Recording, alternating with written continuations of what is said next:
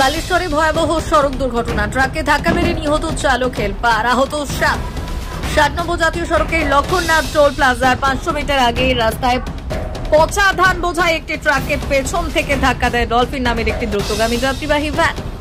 এতে চালক ও হেলপার নিহত হয়েছেন। বাড়ির 7 জন যাত্রী গুরুতর অবস্থায় রয়েছেন।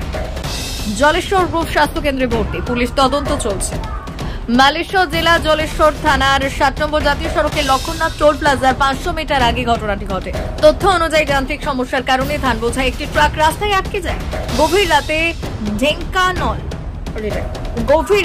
ঢেঙ্কানল নৃসিংহপুর থেকে কলকাতা যাচ্ছিল ডলফিন নামে একটি যাত্রীবাহী বাস নিয়ন্ত্রণ হারিয়ে পেছন থেকে ট্রাকটিকে ধাক্কা দেয়।